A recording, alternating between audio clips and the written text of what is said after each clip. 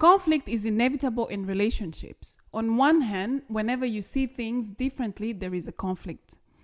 Offense, on the other hand, happens when there is annoyance or resentment. Today, we will discuss how we navigate offenses and how we believe couples could manage offensive conflicts. Hello everybody, welcome to Mike and Christelle podcast, where family meets faith and fun. A special thank you to all of you who have been sharing our content with friends or your families. We also want you to subscribe and don't forget to follow us on Instagram or Facebook. It is impossible to be in a relationship without disagreement. Disagreement simply means different opinions. Yeah. Different opinions should not lead necessarily to offense. We will discuss conflict, simple as a concept, and how to manage or navigate conflict in a different episode. But today we want to focus on offenses, when there is annoyance or resentment, how to manage it. So unfortunately, offenses happen. Yeah, they do. And it happens often. Yeah. You can be offensive unwillingly or you can be offensive willingly. Yeah, and maybe you are offended now. So we are talking to you. Maybe something has happened in your marriage or in your family, and now you are already offended, or you are in the middle of a conflict that has become offensive. You have some resentment for something that happened, or it is happening, or it has happened. So today, let's talk about it. Let's talk about how we manage it ourselves and how we think you could manage it to get on the other side. We're going to share with you how we learned to deal with offenses and how it has helped us spiritually, physically, and emotionally. We believe that offense affects your health physically. It affects your emotions, your health mentally, or like we can say emotionally, and your health spiritually. If you don't manage, if you don't deal with it properly. So what to do when you are offended? What to do when you have offended someone? So we are going to talk about the offender and the offended, and what is expected of you if you want to work on your marriage or on your relationship together. And we believe that if both sides do something, then it will work. We understand that in certain cases, only one side is working on the issue. But we pray that it will be both sides working on the issue to be healthy. So we're talking about the offended, the person who has been hurt, who has been happened to you. This is what you should do. This is what is required for you to do. Yes. First of all, you should try and to forgive before you hear an apology. Yes. Again, I'm going to say that again. Try to forgive before you hear an apology. Yeah. Forgiveness should start even before you hear the person comes. Before the person comes to you and apologize. Forgiveness is a process that happens in your heart. And it's a decision. Let's put that clear. Forgiveness is a decision. But let's explain why we believe it's a decision. Every time you are offended, there is a justice system in you. There is a justice system established in every human being. And I believe that is what that's how God created us. There is a judge who decides what is wrong and what is right. And there is the offender, and there is the offended, or the defendant, we can say. We call, in this case, we'll say the offended. But the thing is, whenever there is injustice, there is this instinctive, I can say this instinctive justice to fix it. So you get angry or you get offended because there is injustice done to you or to someone. Yeah. So in this case, we are talking about injustice done to you. There's something wrong that has been done to you. In your heart, when you are offended, you want justice done. The judge in your heart, in your maybe conscience, is telling you the person who offended you should fix it, should repair the damage caused. The thing is, we we expect every case is different, and whatever happened to you is different. But in most cases, you have a list of things that you would love the person to do. Maybe 1 or 2 or 3 or 10 things that you would love the person to do to fix the problem. Maybe you would love the person to come and apologize. Or change whatever that's behavior they have been showing. If it's your spouse, you want them to understand how you feel. You want them to explain and really make you feel that they feel how they hurt you. They hurt you. Yes. You want them to come to you and really repair the damage.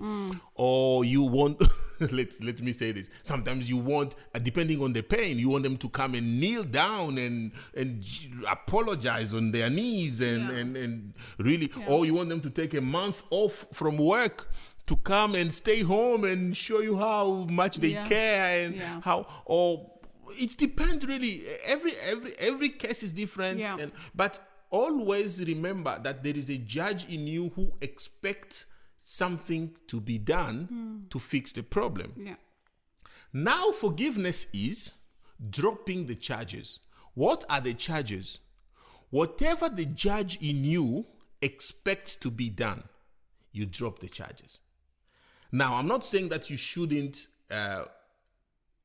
expect your spouse to come and apologize. No. I'm saying forgiveness is to start to drop the charges even before they come to apologize. And that's one we say forgiveness is a decision. It happens in you before even the person asks for forgiveness or your spouse asks for forgiveness. You should start. That's why my wife said, try to forgive even before you hear an apology. So the process should start even before. Whatever your conditions are, whatever your expectation, or maybe not the expectations, whatever the charges you have pressed against the person in your heart for whatever mistake they've committed against you, begin to drop the charges, begin to release them in your heart before even they say an apology. And that's what we believe to be forgiveness. Forgiveness for us is a justice system in our heart.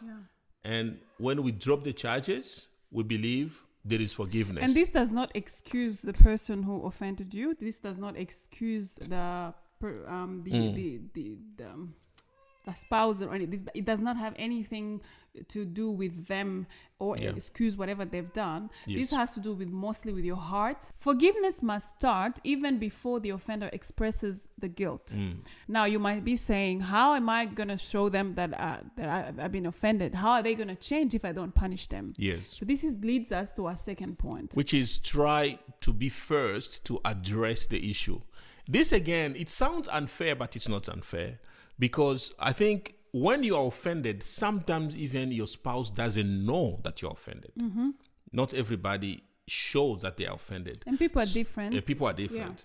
Try to be first to express your offense, to go and share and tell your spouse, you have offended me, and this is how I feel about it. Explain exactly how you feel and explain the issue that offended you, the attitude, the word, or the action that offended you, and say how you feel about it. We advise that you don't bring other issues into this, because this is the point. You may have other disagreements in your marriage at that time that are not offensive. They are just disagreement. Things that are just conflict. You have different opinions about them. Don't bring them together when you are dealing with the one that is offensive, because the one that is offensive already has affected and involved your emotions. So only deal with this one first. When you are healed, when the issue is gone, the offense is gone, then you can talk about other disagreement. If you bring all of them together, it's gonna be confusing. It's gonna bring confusion, and it will bring confusion. It will bring confusion. And this is how you have to be. That shows your intention to kind of repair things. You come with the situation that offended you, not mixing it up with whatever that's going on else. So let your spouse know what they have done Yes. or said, Yes. or how you feel about it. Stick Yes. to the very issue Yes. that offended you. Stick to Yes. the very issue. Don't go into so many other stuff. Yeah. That's the very issue. Yeah. It's important to understand this, that even when you are offended, you can be the first to address the issue. Sometimes people wait until the person who offended them to just magically understand that they are offended and come to apologize. And you begin to send these signals that you're offended without addressing why you're offended. I think it is somehow the responsibility of the person who is offended to try to explain why they are offended. And again, we want to be clear that every situation is different, but we believe if in a normal situation, it is healthy if you are offended to try to address it. The third point is try to restore your spouse in the place where they used to be in your heart. That is a part of forgiveness. You take them back in your heart where they were. Sometimes when you're angry or when you're offended, you take the person out of, I don't know how I can explain this, but the person really offends you to the point where you're like, get out of my heart. Yes. But when you, I don't know how to say and you this, may make some decisions, babe. You may make some decisions. I will never do this for them anymore. I will never say this to them anymore. You take some decisions that will affect them and your relationship. When you are restoring the person, you drop all your barriers. However, we need to recognize also that not every relationship is restorable, if the word exists.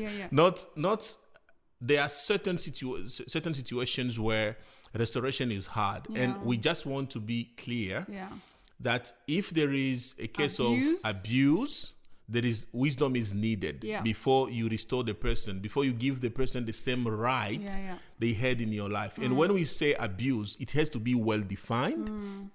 Define what abuse means, because when you are angry, you can take everything as abuse.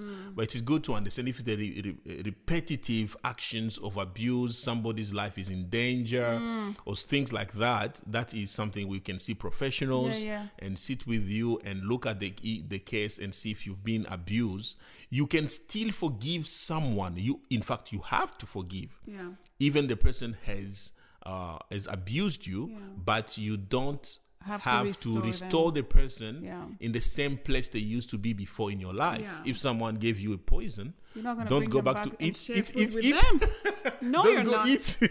Don't go eat their food again. So this is just, we just want to address that so that we cover everything. But restoration is very important in marriage. Don't just say you have forgiven without restoring the person to the same position that where we used to be. You used to be, or she or he used to be in your life, in your heart before. Forgiveness does not mean forgetting. Forgiveness does not mean healing. You can still feel the pain. You can still feel the pain, but you have forgiven the person. Because forgiveness is the beginning of healing. Forgiveness is the beginning of treatment of the wound. The wound itself is the pain you feel. Healing is when the wound is no longer a wound, is now a scar. But the scar is remembering. You will always remember because you have a scar. It doesn't mean you are still in pain. It simply means you're a human being. You remember what they did to you. But you can have forgiveness without healing. Because forgiveness is simply the beginning of treatment. When you decide to forgive, you just start the process of healing. You can never have healing without forgiving. But you can have forgiveness without the healing, because it can take years to get to the healing. Now let's talk about the offender. The guy who did the bad stuff. The bad guy. The villain. And let me be clear, we are all villains. We all make mistakes. We all hurt our partners somehow, knowingly or unknowingly, as my wife said.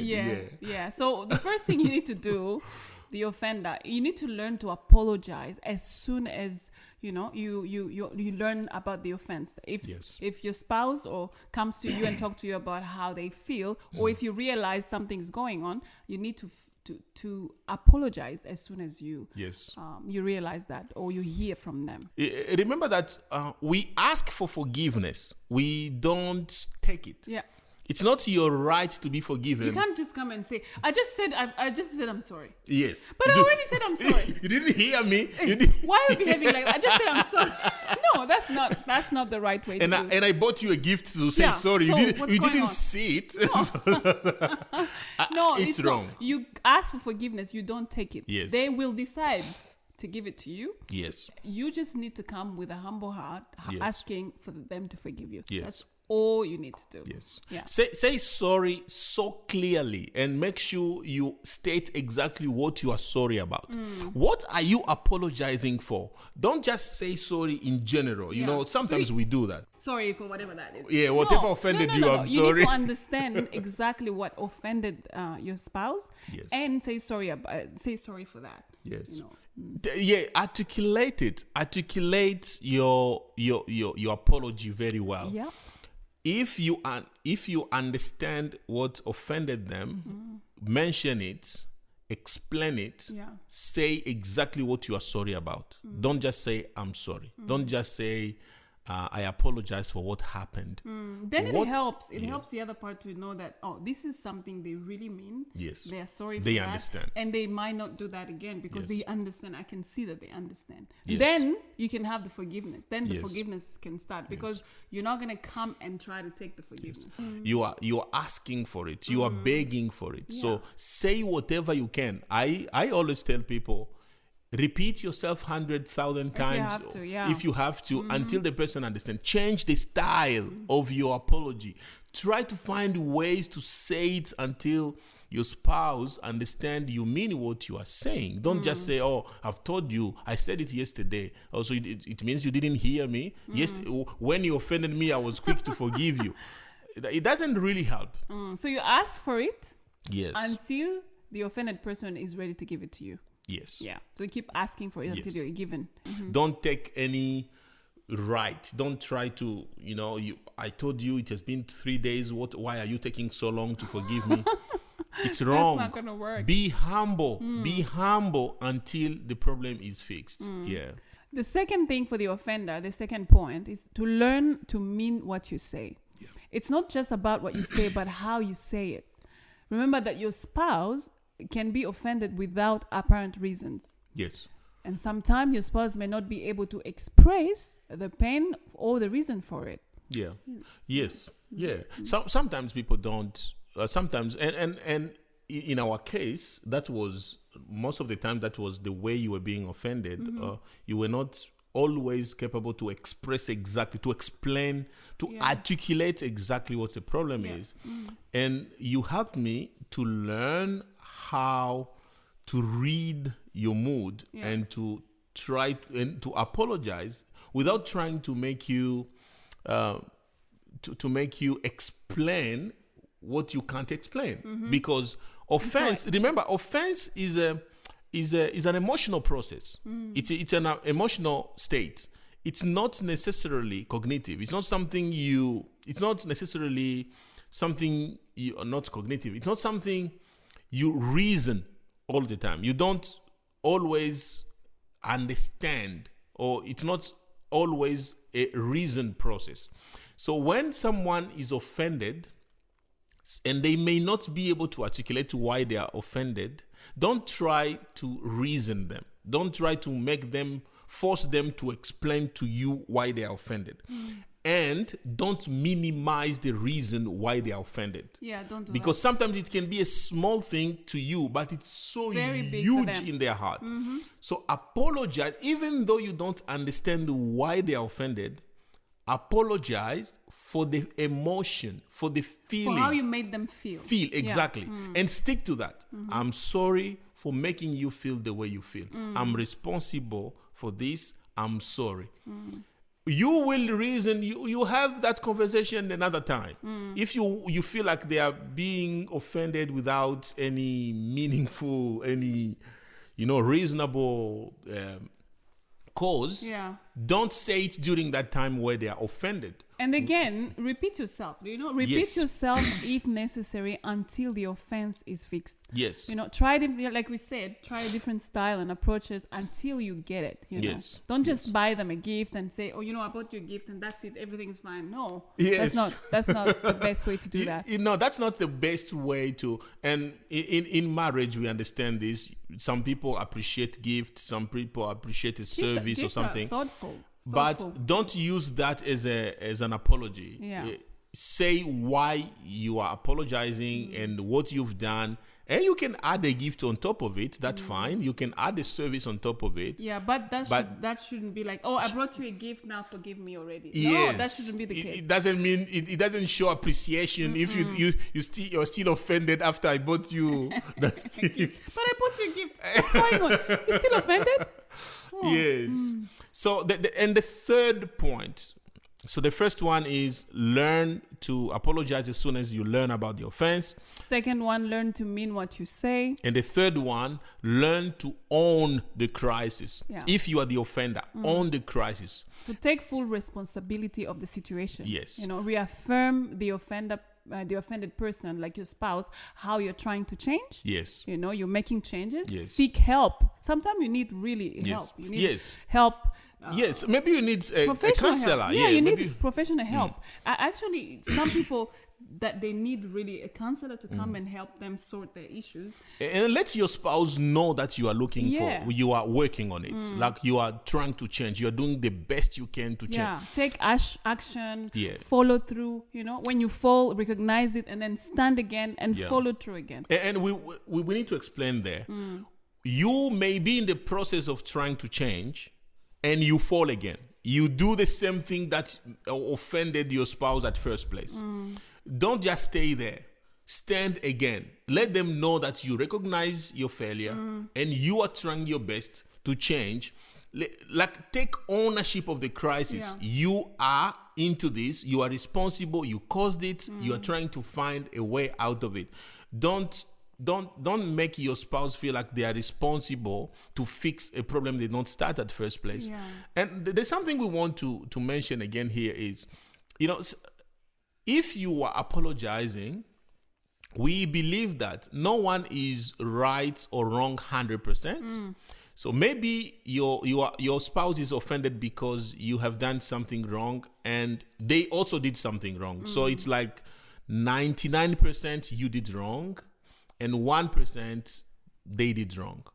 When you are apologizing, don't mention the 1%. Don't mention the 1% they did wrong, because that will add even the fuel to the fire. Just apologize for your 99%. Let's reverse it. Let's assume that your spouse is offended because of what the 1% you did, and they did 99%. What do? Apologize for your 1% and stick to that. Don't try to force them to apologize for the 99% wrong they've done until you finish your part, until you finish that season where you are recognizing your offense. Then you can address their 99% that you believe they've done wrong. So don't mix it up. Don't when there is offense. We are talking about when there is offense. But, and this is important, if both of you are offended, it's a different conversation. If both of you are offended, then everyone should express how they feel. Both of you should explain what you think was done wrong to both of you and try to forgive both of you and try to apologize. So that is a different situation if offense has been done on both sides. And it's always the case in a best case scenario. Every time there is an offense, it's very important to check if you haven't also done something.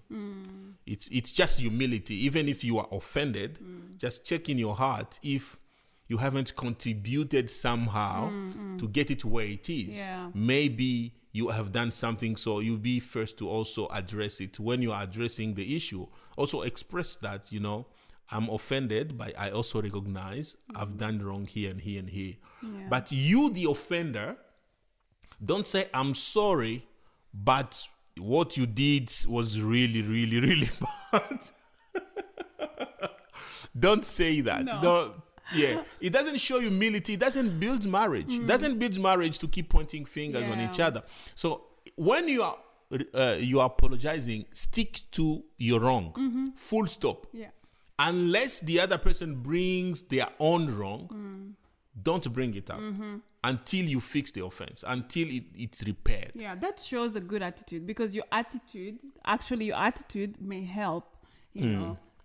Attitude may help the offended to heal faster. To heal faster, yes. Your attitude, yes. That's very true. Yeah, because some offenses, they take time to heal. Some offenses take months, years, you know. Yes. But if you have a good attitude, if you still are, repentant, if you show that you were trying to make this work, if you show that you're trying to change, if you show that you're taking action, that attitude really may help speed up the things. It will, yeah. If you show your spouse that you don't care, then it will take really time, or long. A gift. So whatever. Yes. It's also important to understand that forgiveness does not just keep your marriage healthy. It doesn't just keep your relationship healthy. It also keeps your body healthy. Yeah. When you forgive, it keeps your mind healthy, your emotion, your mental health healthy.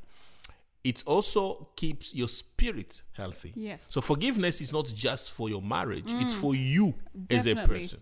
You need to deal with offense as quick as possible.